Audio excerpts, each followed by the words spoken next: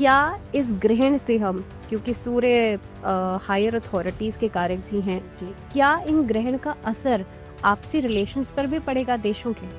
तो जितनी भी अर्थव्यवस्था बिगाड़ने की कोशिश की जाए ये करे, ये अपना एक रास्ता जो है हमारा भारत बना लेगा। जी, सूतक काल का समय क्या होगा और क्या कुछ प्रिकॉशंस लोगों को बरतनी चाहिए? जी, एक तो ग्रहण, दूसरा शनि वक्रीय, तीसरा गुरु अतिचारी, राहु केतु का अभी बदलाव, यानी इतने बड़े बदलाव एक ही साल के अंदर बड़े ग्रहों को एक साथ कभी नहीं हुआ है, जो कि अब हुए हैं।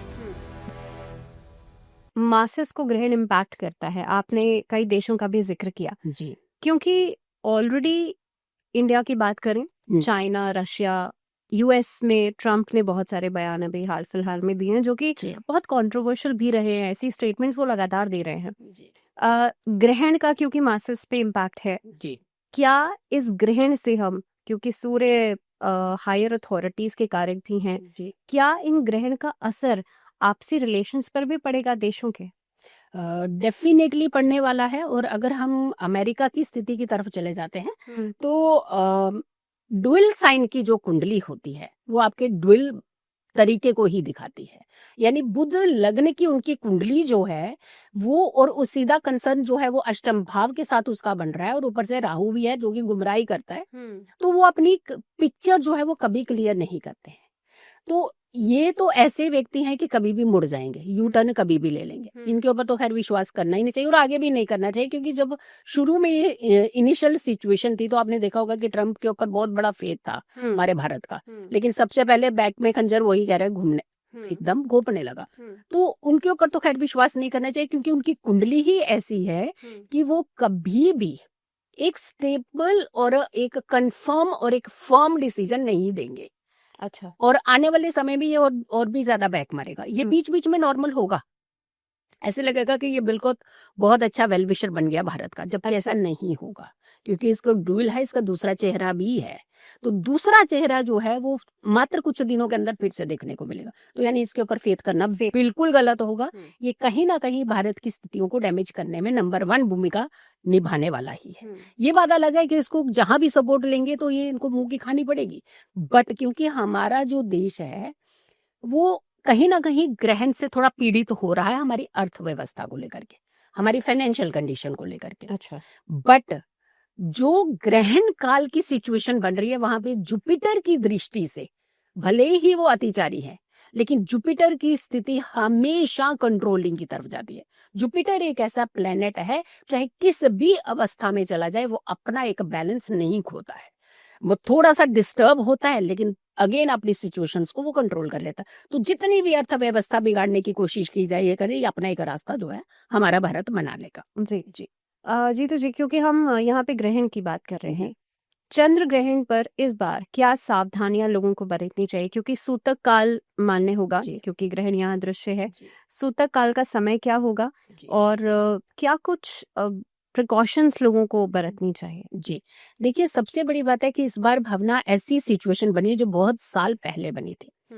एक तो ग्रहण, दूसरा शनि वक्रीय, तीसरा गुरु अतिचारी, राहु केतु का अभी बदलाव, यानी इतने बड़े बदलाव एक ही साल के अंदर बड़े ग्रहों को एक साथ कभी नहीं हुआ है, जो कि अब हुए हैं।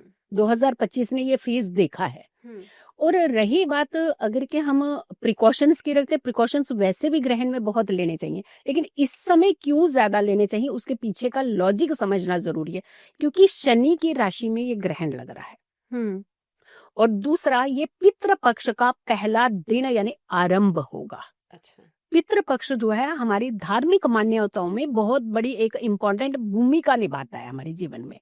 हमारे संस्कारों को, हमारे रिचुअल्स को, हमारी धरोहर को, हमारी संस्कृति को, हमारे एक सिस्टम को, एक इन सारी चीजों को एक कंट्रोल करता है। तो उस समय पहले दिन ही, और ये दिन ऐसा है जहां प्रथमा तिथि नहीं है, यानी पहला श्राद्ध नहीं इसे कहेंगे, लेकिन ये पूर्णिमा का श्राद्ध होता है। जबकि पूरे अगर के 15 दिन में कुछ श्राद्ध नहीं कर पाता है, पितृपक्ष के दौरान कुछ नियमों को पालन नहीं कर पाता है, तो उन्हें पूर्णिमा तिथि पर ये सारी सिचुएशन, ये सारे रिचुअल्स जो है वो करने होते हैं। या फिर दूसरा बचता है अमावस्या तिथि, क्योंकि आजकल जो वर्किंग स्टाइल है वो बहुत मुश्किल हो जाता है कि हर चीज को एक नियम से लागू करना। जैसे गणेश भी बिठाते हैं तो आजकल 1 दिन, 1.5 दिन, 3 दिन, 5 दिन सिस्टम हो गया। पहले 10 दिन ही बिठाते थे। 10 मीन्स गणेश महोत्सव मतलब 10 दिन का महोत्सव, तो वो कभी होता ही नहीं था 1.5 दिन। लेकिन अब क्या है, सिचुएशंस बदली तो लोगों ने अपने एक सिस्टम को बदलना शुरू कर दिया। सेम सिचुएशन पूर्णिमा की तिथि पर श्राद्ध पक्ष जो है ज्यादातर वो लोग करते हैं जिन्हें तिथि नहीं मालूम होती। अब ये श्राद्ध कैसे करेंगे, क्योंकि मध्याह्न का समय, श्राद्ध का समय तो मध्याह्न का समय होता है।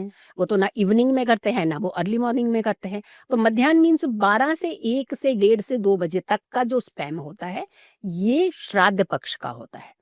तो उस समय ग्रहण काल का सूतक आरंभ हो जाएगा, यानी लगभग 1 बजे सूतक आरंभ हो जाएगा। मीन्स आप 2 बजे तक आप वेट नहीं कर सकते कि आप ये अपनी जो विदा है इसे कर पाएंगे। आपको कुछ भी करके 12:30 से पहले ही आपको ये पितृपक्ष जो है उसके जो भी आप नियम, जो भी आप डोनेट करना चाहते हैं, जो भी आप उनके लिए, उनके निमित्त तो कुछ भोजन कराना चाहते हैं, तो आप 12:30 से पहले करवाइए, क्योंकि 1 बजे के लगभग ये तो सूतक काल स्टार्ट हो जाएगा। और इनफैक्ट तो सूतक काल में तो आपको उससे पहले ही अपने मंदिरों के कपाट भी बंद करने होंगे। और दूसरी बात यह है कि वैसे तो हम इतने सारे प्रिकॉशन लेते हैं कि तुलसी दल डाल लीजिए, कुशा डाल लीजिए, पानी ऐसे पी लीजिए, जो गर्भवती महिलाएं हैं वो पानी ऐसे पिएंगी, बीमार व्यक्ति है वो पानी ऐसे पिएगा। लेकिन रविवार से कैसे करोगे, रविवार तो तुलसी को भी नहीं छेड़ा जाता।